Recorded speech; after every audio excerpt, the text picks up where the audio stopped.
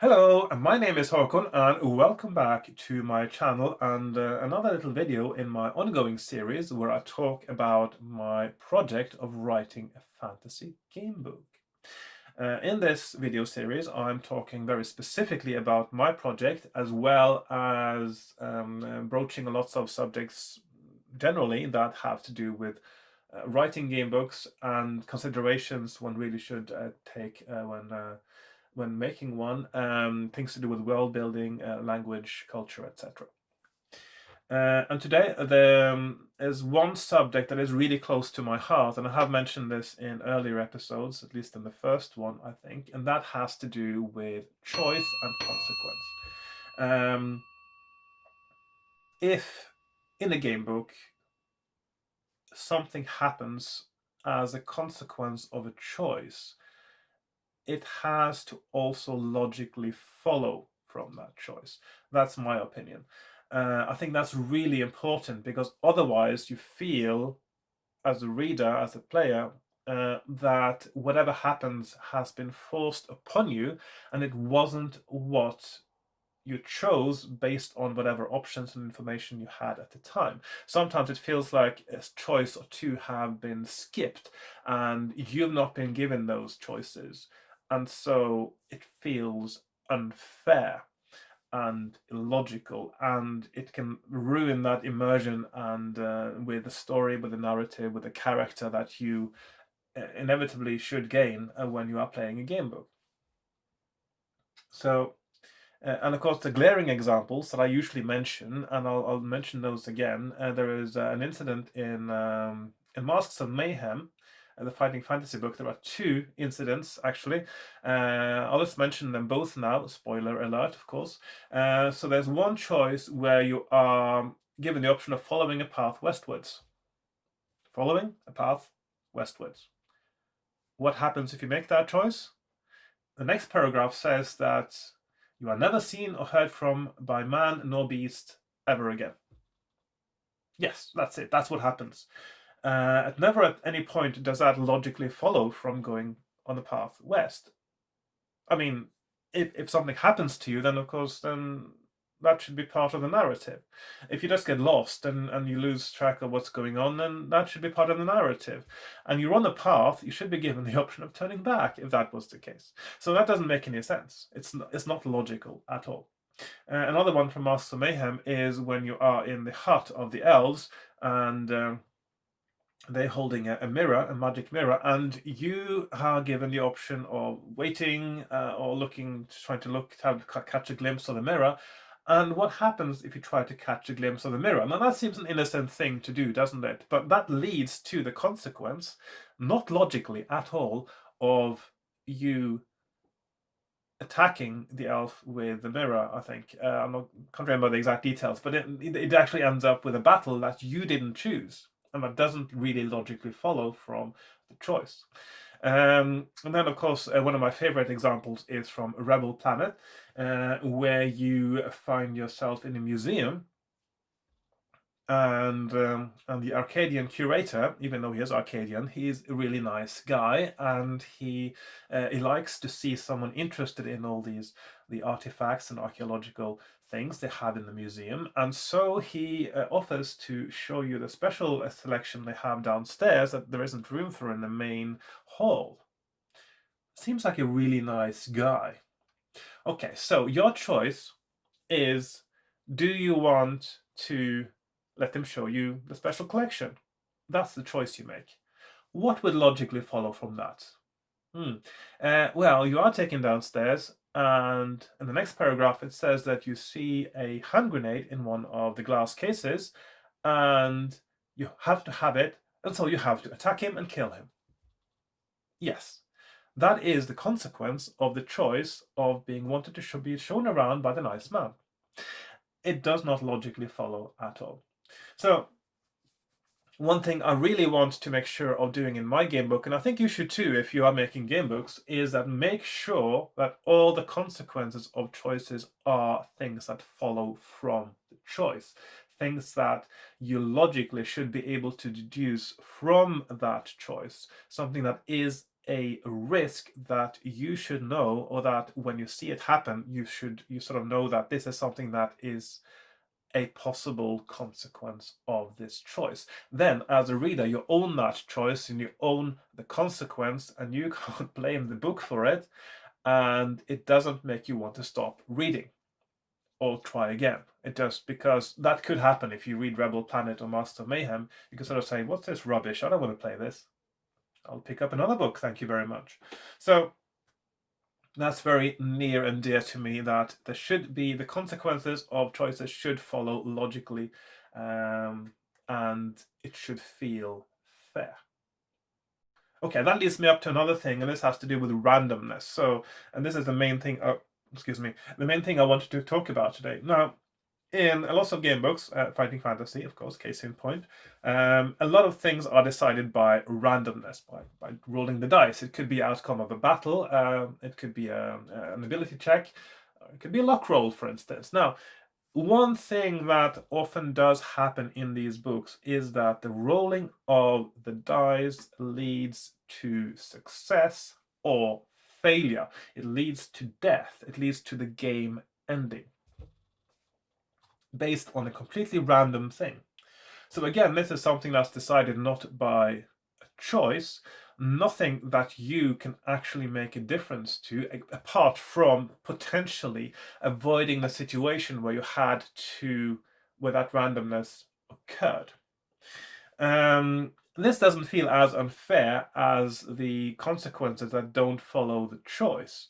It doesn't, and it's an aspect a lot of people like, because it's a challenge they feel inherent in the rolling of the dice. Although, of course, it is random. And when something is random and you succeed, you feel good. But one thing that makes you feel even better, and I think that is true, is when you make the right choice, because you had a little bit of information, a little bit of a kind of a calculated choice that made you pick the right thing. I think that is something that makes you feel better than a successful die roll. People might differ when it comes to this.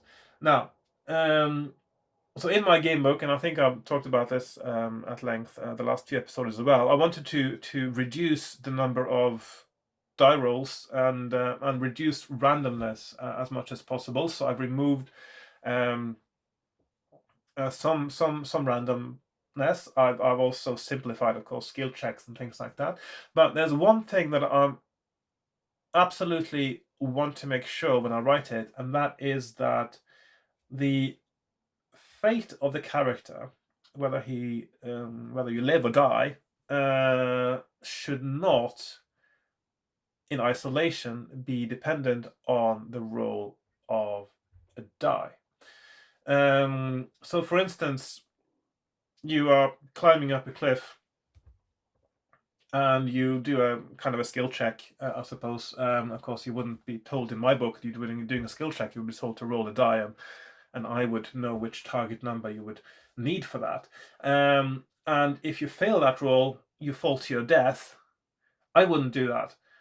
But in some fighting fantasy books, that is what happens. You fail a luck roll or a skill roll, and you fall to your death. And that means it's just that random element that makes the difference. It's just the roll of a die. And to me, that also feels a little bit unfair. And I think I'm trying to prevent that from happening. So what I'm doing and what I'm trying to achieve is that whenever there is a die roll with two possible outcomes, usually two possible outcomes, and of course one of them is more advantageous than the other, but it is possible to make sure that failing one die roll will still lead you onto a successful path through the book. It may be a different path than the one that you would have had to take if you succeeded. So, for instance, let's say that there's a very specific item you need to make to succeed, or you need to have to succeed the game. And then if a die roll makes you fail to acquire that item at one point, then the failed, then let's say there's another place where you can get the same item. But of course, that's a different path than the one you would be on if you, or you need to be on if you were succeeded in getting the item in the first place. So in that way, it also it actually leads to two positive things, I think, and that is you get multiple paths to victory, not just a single one, although sometimes people like that there's just a single solution to something. There certainly would be an optimum solution to something, or to the book. But I feel that your fate should never be decided by a die roll alone, but by a combination of die rolls and choices. And if you fail a die roll, then those choices may have to be different as well.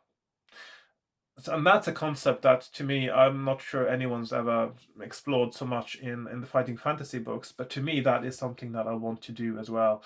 And also, to some extent, also making the wrong choice might also give you an alternate path that will still lead you back to where you should have been if you hadn't made that wrong choice. And the example from my book is that very early on, really early on, it is possible to lose your knife.